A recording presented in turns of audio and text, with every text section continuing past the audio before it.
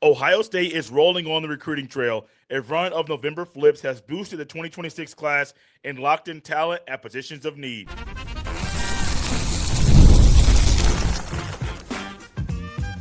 You are Locked On Buckeyes, your daily podcast on the Ohio State Buckeyes. Part of the Locked On Podcast Network, your team every day. Welcome into a special Locked On crossover featuring Locked On Buckeyes and Locked On the Portal right here at the Locked On Podcast Network, your team every day. Now the number one sports podcast network. I am Jay Stevens of Locked On Buckeyes, joined by Brian Smith of the Portal Podcast. And this episode is brought to you by FanDuel. Right now, new customers can bet just $5. And if your bet wins, you'll get $300 in bonus bets to use across the app. Download the app today. During today's show, we will discuss if Ohio State will be able to land one more offensive tackle, as well as what numerous recent commitments add to the Buckeyes 26 cycle. But before we get there, Brian, I'm glad that we get this chance to kind of do a late cycle recap or get up to date with what's going on with Buckeyes recruiting, because you and I did a lot of shows this offseason about where Ohio State was at the end of July and thinking, will they be able to land some more big-time recruits? And then all of a sudden, November happened. I think by my count, they have 9 guys verbally committed this month alone, 3 in the 27 class, 6 in the 26 class. It's insane, man, that all of a sudden Ohio State's flipping guys from big boy schools, and Ryan Day's like, y'all can trust me because I know what I'm doing. Yeah, it's like every time I scroll my social media feed, Ohio State has somebody that's predicted or they actually gained a commitment. And like you said, it's not just the senior class. I mean, like when they got Legend Bay, I'd kind of heard they were going to probably get him. They got Dre Quinn. I didn't know about that. He's one of my favorite players in the class. You know, they're trying to get Kevin Brown. I don't know if they'll get that done, but they haven't missed on any. So top 5 class, man. This has a chance to finish as top 5 class. And I don't know why the gas was hit like this. I'm not really sure with the NIL thing of today. Your guess is as good as mine, Jay, but it's probably pretty easy to sell the program right now. It is, and I think when you look at some of the programs they're flipping players from, Clemson, will Dabo Swinney be there next year? I mean, I'm not like he's a good coach, but you got to wonder what's his time. Jeff Brom has been rumored to go to other jobs. As for Nick Lotter, I don't know how to pronounce his last name. We're going to try to get it as we go. But Legend Bay flipped from Tennessee.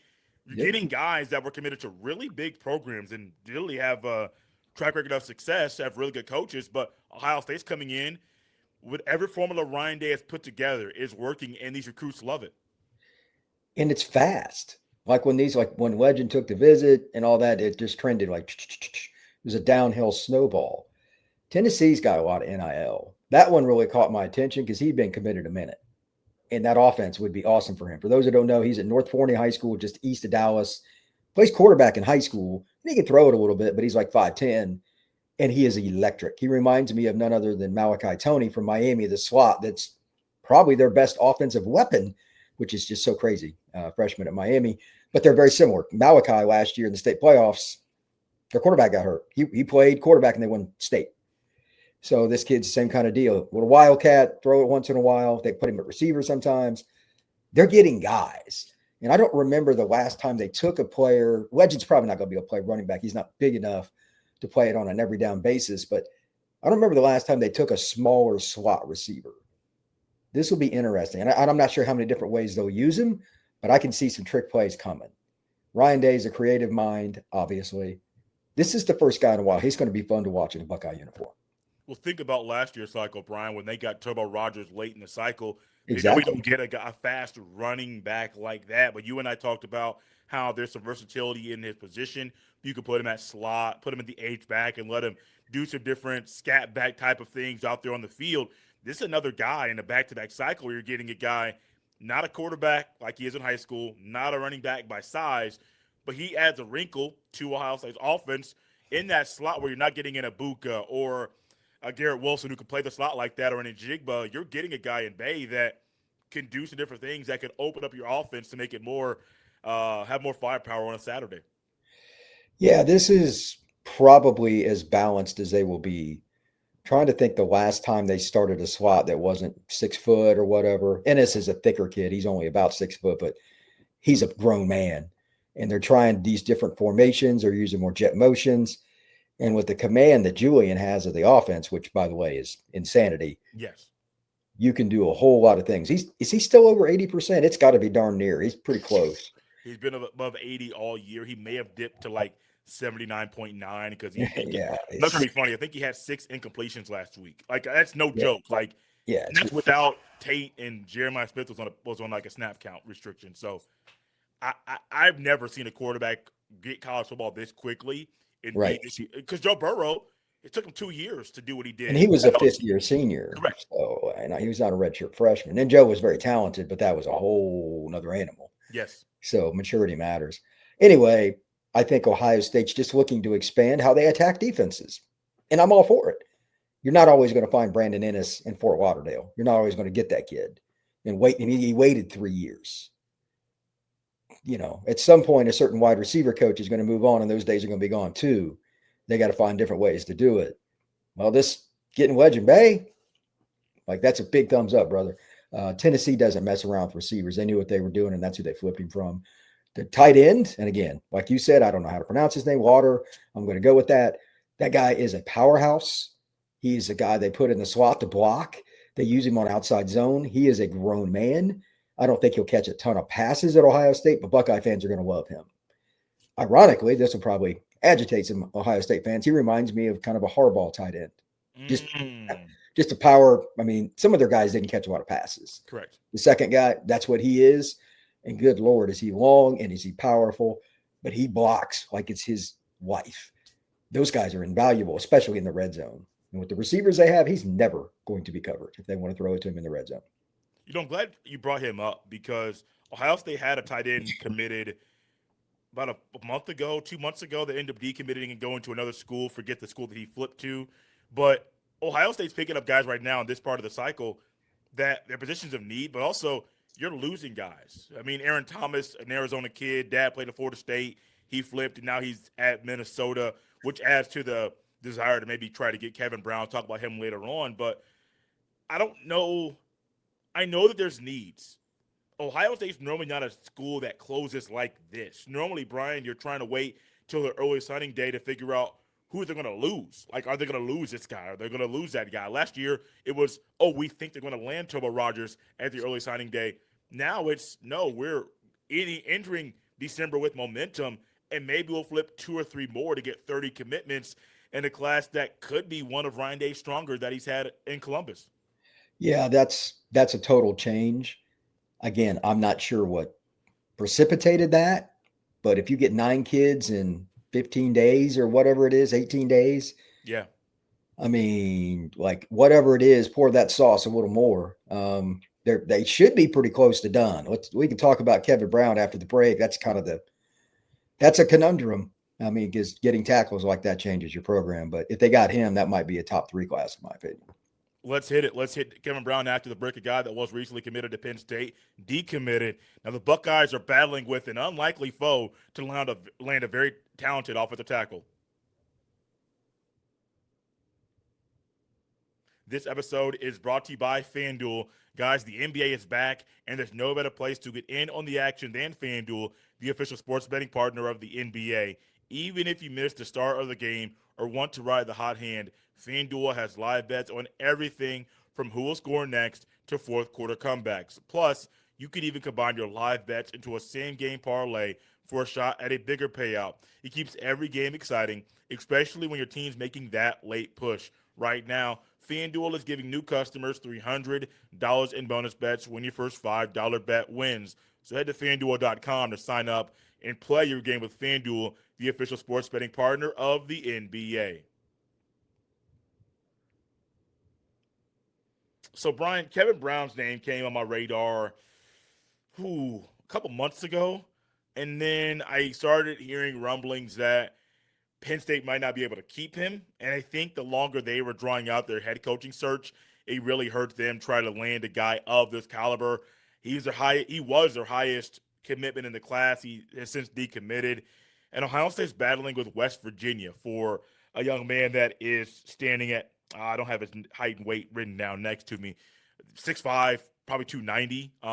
Will bulk up to be 320 once he's in college. He's the kind of left tackle that if you can get him into your program, getting into your strength and conditioning and your nutrition and really develop him early, he can be a guy that could be a key player in year number 2.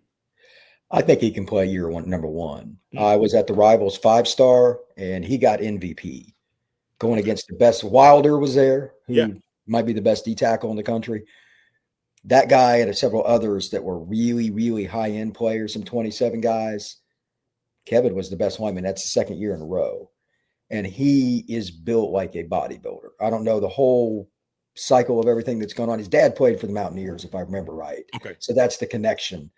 It's going to be hard to beat him, but he committed to Penn State originally, but he's from Harrisburg, which is like an hour from, Penn State. But that would be a very big pickup because for whatever reason, Ohio State, except for the in-state kids, has not done well with offensive tackles recently, which surprises me. The Sam Greer kid, isn't that his name? The other big offensive? Yeah. He was the other guy that I was super impressed with there at the 5-star. He might have been the second best tackle. Now, not everybody gets to see it. I got to invite in through them. Some of the 24/7 guys, none of them were there. But from 5 feet away, the eye does not lie. And he was dominant. So was Greer. They were really good. If you get those two, those are bookend tackles. And what's the only position you and I have talked about in the last year and a half, they probably weren't up to Ohio State snuff overall. Not saying everybody, but they didn't quite recruit. These guys are wherever they want to go, They are top 200 recruits on a bad day, and I think both of them are top 100 personally. So, yeah, Ohio State's trending in the right direction. Aside from the clear difference between the programs at Ohio State and West Virginia being on 2 different playing levels, it's clear that they're not the same. They're about 3 different levels apart. Yeah. What do you think Ryan Day can do to pull a kid away from his home? I think it's the playing time issue. Penn State was losing a lot of guys this year. No offense to West Virginia. They probably got a few guys he may not beat out right away, but he's going to play earlier there. And his dad, I'm sure, would love it if his kid – I get it. And with NIL today, I would imagine West Virginia would pay him as much, if not more, than Ohio State because he means more to them. That's just true because they ain't getting Kevin Brown any other year. You know what I mean? So those are the only reasons. I don't know what the consistency was with Kevin in regards to how they recruited him. No clue. I've only met him the one time at Rivals 5-star. Great guy. But at that point, he was locked in with Penn State, so nobody really talked to him. He was just ready to go to Penn State, and that was it. Everybody was done. We just watched him play, and that was it. But now, with everything, ironically, as we record this a couple hours ago, James Franklin just accepted the Virginia Tech job. Yeah. So it's how ironic is that, Jay? But kids pick coaches. They do not pick schools. I say that on your show and every other show I go on, and it's not going to be any different for Kevin. So what is the relationship with Kevin in Buckeye land? I have no clue. That'll determine the tail because and I'm not trying to pick on West Virginia. Ohio State's the easier pick for long-term development, in my opinion.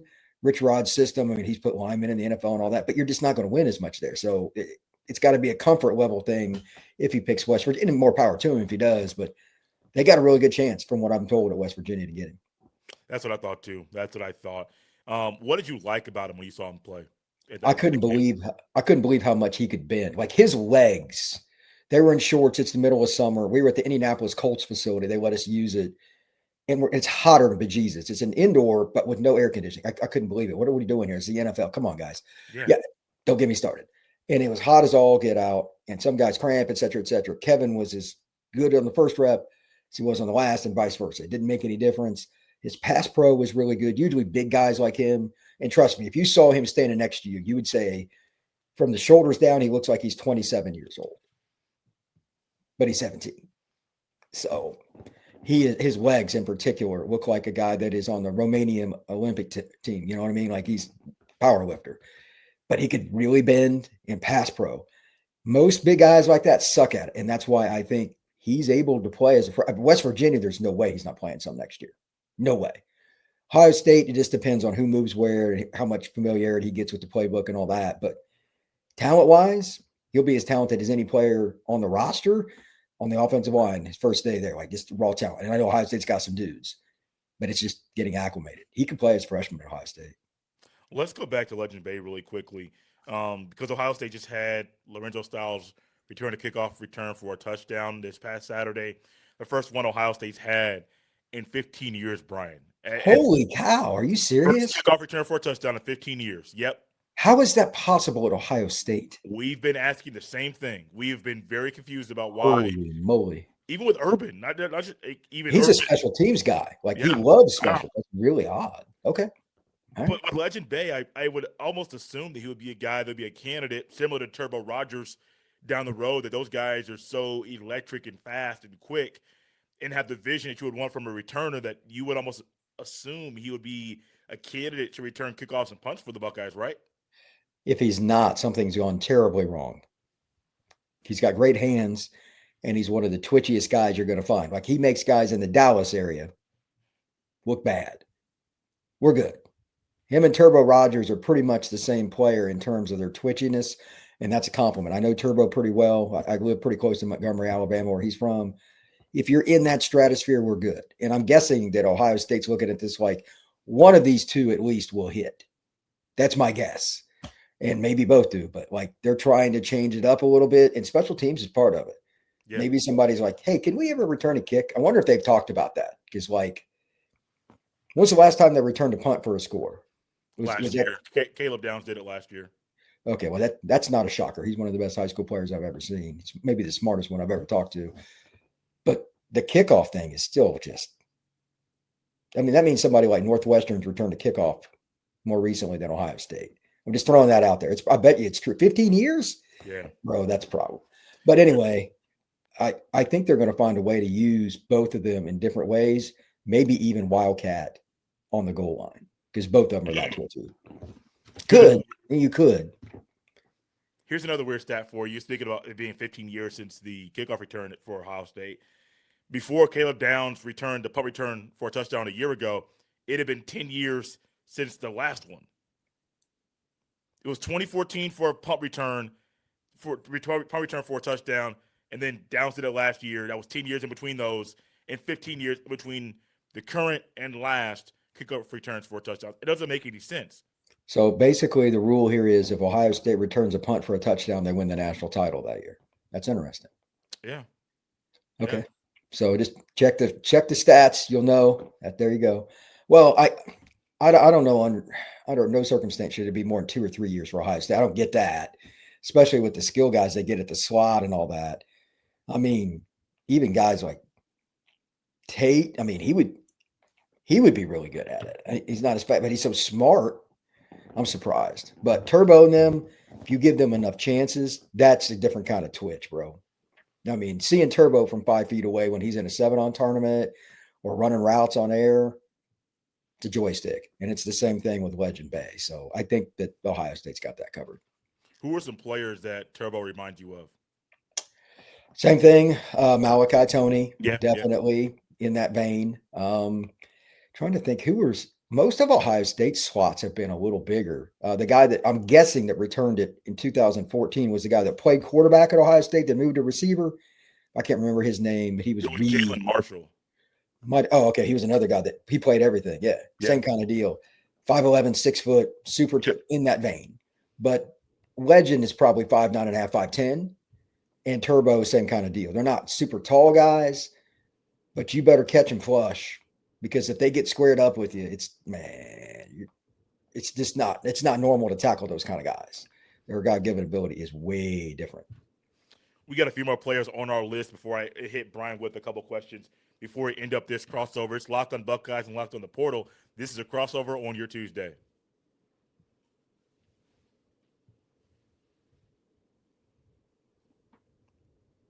So, Brian, help me remember Buford, Georgia. I know that Dylan Raiola played there for a hot minute, maybe for a year.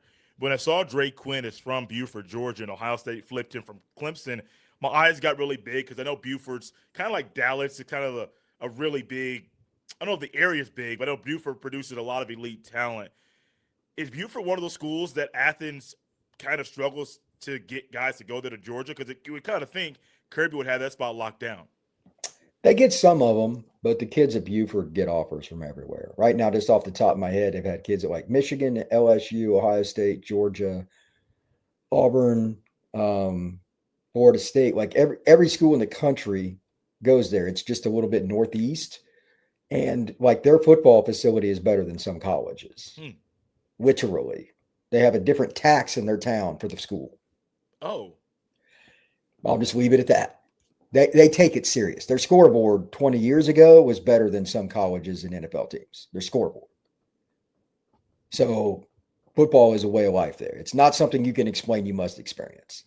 So Dre transferred from Greater Atlanta Christian, where he was in the spring, to Buford.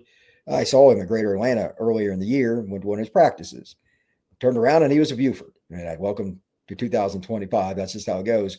But Buford plays big boy football, and it's just more intense, I would guess. Like the guys that, like, when I go to a practice or see some of the Buford guys at Under Armour, they always got linemen, man. Like the kids just end up at that school, however they end up there. And in practice, you're getting better reps than you are in games most of the time. So, and Rayola was there. He was one of, and they've had so many guys. It's insane. I'd imagine they've had 5 NFL guys in the last 10 years, if not more. So, aside from how good he is as a player, I think it just kind of puts more of a stamp on Ryan Day's move down south to get more of those elite guys. We talked about it with guys in Louisiana, guys in Mississippi, guys in Georgia, Alabama, the guys in the areas that Saban kind of had locked down. All of a sudden, Saban leaves. You're able to get Caleb Downs too. You even pulled him from Georgia because it seemed like he was going to go to Georgia. Next thing you know, he's at Ohio State. If Ryan Day's able to continue to just spread his Ohio State footprint all around the South, that might mean bad things for other schools around the country because he already has South Florida. He has a really good footprint on the D.C. area. If you can get more guys at Buford and Louisiana, Mississippi, those schools down there, those states down there, this is what you want from Ohio State. It's what Ryan Day's been pushing for, what fans have been calling for, and he's getting the job done. it's been wild. The hardest state to recruit down here is Louisiana, and they get Blaine. He lives in freaking Baton Rouge. Yeah. He lives 10 minutes or so from LSU. That's a sign. When they get kids out of Alabama, like Turbo last year, that's not normal. Auburn is literally an hour from his doorstep. Alabama's Alabama. He had offers from every school in the country, and he's a Southern kid. He ends up at Ohio State. The script is flipped. It's the most popular school in the country, and anything is possible. Like the Deep South. When I went to a game a couple weeks ago, 40 minutes outside of Birmingham. You knew you were in the Deep South, but some people are moving out now. They're tired of the city, traffic, and all that. More and more players are out in the sticks. Some of these kids are going north, and Ohio State's taking advantage. I've never seen it in my lifetime. Even back in the 90s when they had Orlando Pace and stuff, and they were arguably the best recruiting program then.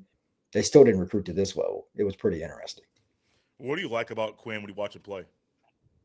Hard worker. Great kid. He's 6'4 plus, 225 or so in spring. He takes direction, unlike most guys that knows that, when the practice I was at, Florida was there, Bama was there, Notre Dame was there. That was just a random practice on like a Tuesday. What's that tell you? You know what I'm saying? So that's an unusual guy, and he could commit anywhere he wants because you can't teach the length, athleticism, pass rushers, obviously a premium position, but it's the off the field. Like he's the kind of kid you want in your locker room. Now with Ohio State competing with Bama or insert school, Michigan, whatever, that's really the only thing that you have to battle now with NIL and all that stuff. Look at I covered Florida State, their locker room in 2024. Jay, let me tell you, the NIL and all that did not go well. I'm going to leave it at that. Ohio State has kind of figured that out, and they're getting guys like this. I know he's getting paid or else he ain't going. Right. They found a way to manage that. Give Ohio State's crew, and I don't know how they do it, like they're all the people in the back office, the men and women that do that stuff, they figured that out too. We're not hearing that stuff, and they're still winning. So, and convincingly, Quinn's just one of those guys. They really haven't had somebody like him commit in a minute. He's kind of like Kenyatta out of high school. He was before he was Mr. Football. Same kind of deal. He'd be a very good comparison. Kenyatta's a great kid coming out of high school. One thing I think about when Ohio State's able to get a guy like Quinn, when there's always rumors about Larry Johnson retiring, it makes me kind of think that Larry Johnson might be there a little bit longer than a lot of people have projected, because people have kind of tried to push Larry Johnson out of Columbus because you're not able to land guys like this. The next thing you know, they're getting top end D ends, and even guys on the interior. And Larry Johnson seems like he has new life in his early 70s right now. He's cut a bunch of weight. He looks really good. And I part of me just feels like he's going to be there 4 or 5 more years and give it all he's got. Their recruiting has changed. To be honest, losing the weight probably helps him. Your appearance matters. People will respect that. I mean, it's not easy to lose weight like that. So he's a big dude, but if he lost a bunch of weight, I haven't seen Larry in a while. Okay. Good for him. And the way he's recruiting, why would you recruit like this if you're retiring at the end of this year, Jay? Right. You're not going to reap the benefits of the harvest. Mm-mm. So he's at least going to be there in 26 unless something's really weird. You know what I mean? Like, why would you do this? You could always tell when a guy's changing jobs or quitting. The recruiting is the first thing that goes in the dumpster. And it's done the opposite for Ohio State. I don't think the big guy's going anywhere. I don't think he's going anywhere. And if he went anywhere, it could be back to Penn State where he was before. But Hartline's not recruiting like he's going anywhere else. Like none of these guys that he's has got commitments from, they're not decommitting. So I know Hartline's been entertaining the Penn State job, and he's going to be a guy that's going to take calls from all the other schools. I don't know, man. Like if recruiting is a sign of someone maybe leaving, Hartline staying seems like an easy decision, an easy choice to make. He's rich because he played in the NFL and he's coached for a while. He's a Buckeye. He doesn't have to really deal with the media. It's a great gig. Some guys need the control and they go take a job and you're like, what are you doing? You know, Yeah. I'm not going to name schools, but you know what I'm talking. You're like, why would you do that? I mean, just wait another year so you'll get something better. Brian hasn't done that. And good for him. I'm not saying I know Penn State is a possibility. If you can get the Penn State job, I would probably take that. I get that. Right. But outside of a tier 1 job, why would he leave? He's got everything he needs there, and he's got basically a roller coaster going 100 mile an hour with wide receiver recruiting. What could he possibly get elsewhere that he's not now, unless it's just ego. And I don't think I've only met him once or twice, and he didn't seem like that guy. Seemed pretty chill to me. So eventually he'll leave is my guess, because I don't think Ryan Day's going anywhere, but I think he's going to take a tier 1 job or he's going to stay in Buckeye land. Brian, it seems like Ohio State's recruiting right now is in a great spot, but also as I look at my paper, I don't really see an area that they need to kind of pursue to kind of get a position and like recruit a guy, get a guy to commit to fill a major need right now. And I mentioned it earlier at the beginning of the show. I was expecting to make an opposite statement. If I was in July projecting the conversation we were going to have in November, I would say, well, Ohio State still needs 3 or 4 positions. Ohio State has the number 1 team in the country, and recruiting is rolling. How does that make you feel about Ryan Day right now, as you've kind of seen the evolution of Day, the coach and the recruiter this season? Picking up steam, like it's rare, ironically, because they don't seem to like each other much. Lou Holtz had a great line once when he was at Notre Dame. The biggest mistake I made was trying to maintain after I won a title. You always have to keep going up. That's probably a pretty good business practice. I think Day has taken his advice, as ironic as that is, because they're not holding back. They're trying, like you said, they've got 9 dudes in freaking November. That is not somebody trying to level off or maintain at all. He's holding his guys accountable. They're getting they're not just getting guys, they're getting playmakers. Dre Quinn's going to be an NFL player. I'm confident. Kevin Brown, I don't know if they're going to get him. That's going to be an NFL player. They're going big game hunting, and they're in the mix with everybody. So they have to be all in, because Kevin's getting phone calls from every school in the country. Like if you see him for 5 minutes, you don't need no film, bro. You don't need no film. So this is big boy football. He loves it. Because, as you know, Ohio State fans are not very easy to deal with. No. And he's endured a lot. But right now, he seems to be pretty pleasantly happy. So, because if he wasn't, again, it's just like with Larry. Are you going to be recruiting like this? If you're walking out the door taking an NFL gig, why would you? So, a lot of people probably didn't like the idea of being the Ohio State head coach, got all the pressure. I think Ryan kind of likes it. That's my summation. Brian, where can everybody follow you and check out the Portal Podcast? Absolutely. The Portal Podcast every day. I do live shows at noon.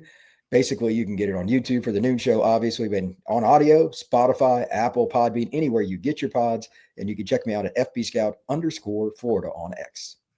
And like always, you can follow Locked on Buckeyes on the same platforms. We do live shows after Ohio State football games and basketball games as well. So sometimes middle afternoon on Saturday. Sometimes it is in the evening, but we'll do live shows there Monday through Friday, every day of the week, covering everything from recruiting to Buckeye football games, and especially ramping up for the game against Michigan. You can follow myself on X at jsteven07. We're out of here, guys. This has been a crossover with Locked on the Buckeyes and Locked on the Portal.